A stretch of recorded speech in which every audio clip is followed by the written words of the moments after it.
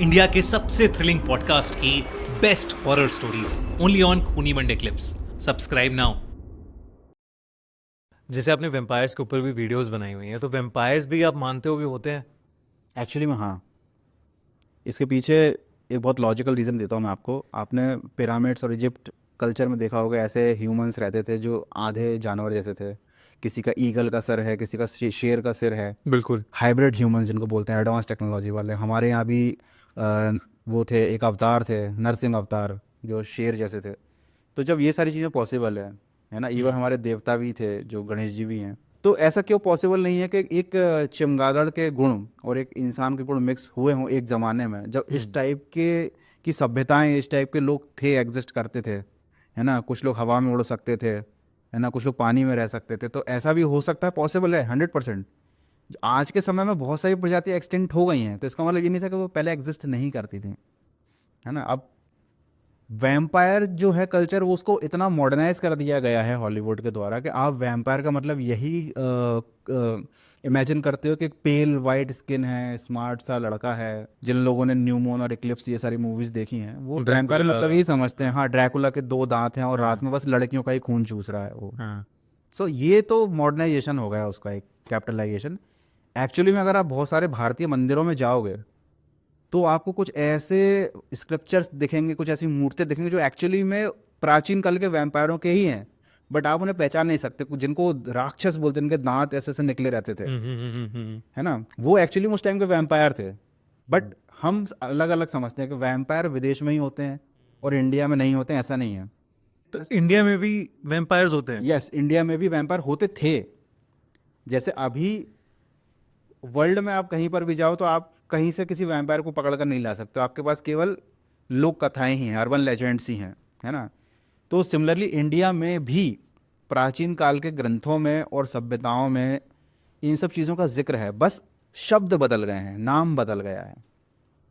लेकिन पहले अपन वैम्पायर की बात करते हैं। ठीक है। ठीक है। बेसिकली एक बहुत इंटरेस्टिंग केस है। वैम्पायर के नाम पर फॉरेन कंट्रीज़ में और यूरोप में एक टाइम पर बहुत किलिंग्स हुई हैं, विचेस के नाम पर और वैम्पायर्स के नाम पर। किसी को भी अगर निपटाना हो तो उसके बारे में अफवाह फैला दो कि भाई ये विच है, विच क्राफ्ट करती है, काला जादू करती है, गांव के लोग उसे पत्थर मार मार कर ख़त्म कर देंगे। ठीक है। एक ऐसा केस आया था, 80s का था, 1892 का था, यूएस का एक केस था। एक लड़के का जिसका नाम था मर्सी ब्राउन। उसके घर में सब लोग मर गए, उसकी माँ, उसकी बड़ी बहन और उसका एक भाई। ये तीनों मर गए किसी बीमारी से, और फिर फाइनली इसकी भी डेथ हो गई। जब इन सबको दफना दिया गया तो बचे घर में इसके पिता और इसका एक छोटा भाई एडवर्ड। लेकिन एडवर्ड की तबीयत भी बिगड़ने लगी, तो गांव के लोगों ने बोला एडवर्ड के फादर से कि तुम्हारे घर पर कुछ श्राप लगा है, तुम्हारा ही कोई घर वाला है जो मरने के बाद भी बाकी लोगों को मार रहा है ना, और तुम्हारे बेटे को भी वो मार रहा है। वो वैम्पायर टाइप से कुछ है। अब वैम्पायर के लोगों ने क्या इमेज बनाई थी कि मरने के बाद ये लोग दफनाते थे, कब्र से रात को निकलेगा जो भी मरा हुआ इंसान है, अपने ही घर में से किसी का खून पिएगा और वापस आकर कब्र में सो जाएगा। तो इसी अफवाह के चलते सारे गांव वालों ने वो एडवर्ड फैमिली की 3 जो कब्र थी वो खोद दी। तो उसकी माँ की लाश सड़ी निकली, उसकी बहन या भाई की लाश सड़ी सड़ी निकली, लेकिन वो जो लड़की थी मर्सी, उसकी लाश एकदम वेल प्रिजर्व्ड कंडीशन में थी। 2 महीने पहले दफनाई गई लाश बिल्कुल भी नहीं सड़ी। ये देखकर सभी गांव वालों का शक पक्का हो गया कि हो ना हो यही वैम्पायर है और इसी की वजह से इसका भाई बीमार है। तो उन्होंने उसकी लाश को जब काटा तो उसमें से ताज़ा खून निकला। फिर उसके बाद गाँव वालों ने उसकी बॉडी को डिसमेंटल किया और पूरा ख़त्म कर दिया, और उसका हार्ट निकाल कर बाहर लाकर सबके सामने, गाँव वालों ने सबने सबके सामने बीच में रखकर जला दिया उसके हार्ट को। और उसकी जो राख थी, ये सच्ची घटना बता रहा हूँ, उसकी राख को उसके भाई को दवाई में मिलाकर पिलाया कि ये रिचुअल है, इससे वैम्पायर का जो श्राप है तुम पर ख़त्म हो जाएगा। ये बहुत फेमस केस है, लेकिन इसके पीछे कैच ये है कि ये ऐश खिलाने के बाद भी उसका भाई नहीं बचा, क्योंकि हो सकता है इनके घर में कोई बीमारी ऐसी हो, क्योंकि उस टाइम पर इतना मेडिकल साइंस डेवलप नहीं था।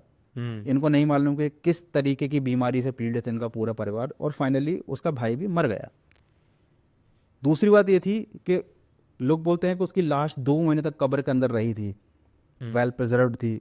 तो एक्चुअली में उसके पीछे लॉजिक एक ये भी है कि जब उसकी मौत हुई थी तब बिल्कुल सर्दियों का महीना चल रहा था, वो स्टार्ट ही हुआ था विंटर्स, और वहाँ पर बर्फ़ गिर रही थी जब उसकी लाश को दफना गया, तो 2 महीने तक वो एक तरीके से आइस चैम्बर में ही रखी थी, क्योंकि धरती का टेम्परेचर भी काफ़ी कम हो गया था। तो ये एक रीज़न हो सकता है।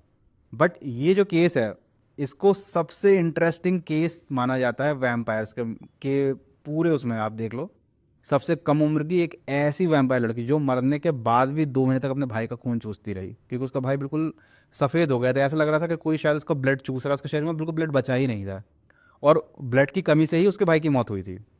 अब इसको आप चाहो तो साइंटिफिक तरीके से देखो तो रीज़न कुछ और दिखेगा, लेकिन अगर आप उसको वैम्पायर वाले नज़रिए से देखते हो तो आपको एक वैम्पायर नज़र आएगा। लेकिन इसका मतलब ये नहीं है कि वैम्पायर एग्जिस्ट ही नहीं करते थे। हमारी भारतीय प्राचीन कथाओं में, इवन तमिल लोक कथाओं में भी जिक्र है वैम्पायर्स का, बस ये वर्ड वो लोग यूज़ नहीं करते थे। क्या क्या यूज़ करते थे, कुछ और बोला था? पे और पेम किलर, नर और मादा, ये 2 टाइप के होते थे। जैसे वैम्पायर्स में तो फीमेल वैम्पायर, मेल वैम्पायर, यहाँ पर होते थे पे, नर। पे मतलब पीना, ये नर केवल खून पीते थे, ये बॉडी का मांस नहीं खाते थे ज़ॉम्बीज़ की तरह। और पेम किलर जो थी, है ना, वो मादाएं थी, वो खून नहीं पीती थी, वो सूखी हुई जो लाश रहती है उसको पूरा कच्चा खा जाती थी। और प्राचीन काल के लोग इनको पालते थे।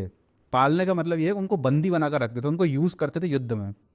इन्हें दुश्मन की सेनाओं पर छोड़ दिया जाता था ताकि दुश्मन की सेनाओं के सैनिकों को मारकर उनका खून पी जाएं। और जब इनके यहाँ जब युद्ध ख़त्म होता था, इतनी सारी लाशें होती थीं, तो उन लाशों के मांस और खून पर ये सारे जितने पे और पेम किलर होते थे ये पलते थे। ये जाइंट्स थे, जाइंट्स वाले जो वैम्पायर जो होते हैं ये युद्ध में यूज़ किए जाते हैं। ये लोग कथाएं हमारे भारत में भी हैं, लेकिन ये इतनी प्रचलित नहीं है क्योंकि ना इन पर मूवीज़ बनती हैं, ना कोई इनके बारे में बात करता है। इवन आई एम श्योर आपके और मेरे दोनों का कंटेंट देखने वाले लोग हॉरर जोन से ही होंगे, लेकिन पे और पेम किलर के बारे में 90% लोगों ने सुना भी नहीं होगा। बिल्कुल, मैंने भी कभी नहीं सुना था, आपने मुझे बताया तो पहली ये बार है मैं। अपना भारतीय प्राचीन वैम्पायर जो एग्जिस्ट करते थे, और ये इनकी मूर्तियाँ भी हैं। जैसे हमारे देवताओं की मूर्तियाँ मंदिर में कि भाई उनका रूप कैसा था, कैसे दिखते थे, वैसे पे और पेम किलर भी आप इंटरनेट पर सर्च करोगे आपको मिल जाएंगे। अच्छा, और वैम्पायर जो वर्ड है ये 2 टर्म से मिलकर बना है, वैम और PIR पिर, ठीक है, हंगेरियन वर्ड होते हैं, ब्लड और ड्रिंक, खून पीने वाला। यही शब्द सिमिलरली हमारे लोक कथाओं में भी यूज़ किया जाता है, लेकिन और इसको कहा जाता है रक्त पिपासु। रक्त पिपासु पिपासु। मतलब जो रक्त का प्यासा हो। तो ये सिमिलरली बिल्कुल वैम्पायर की तरह है ना। और इनके पीछे के ओरिजिन की कोई स्पेसिफिक कहानी नहीं है। ऐसा कहा जाता है कि ये देवता के श्राप की वजह से कुछ स्पेसिफिक कबीले के लोग खून के प्यासे बन गए थे, जिनको फिर लोग यूज़ करते थे।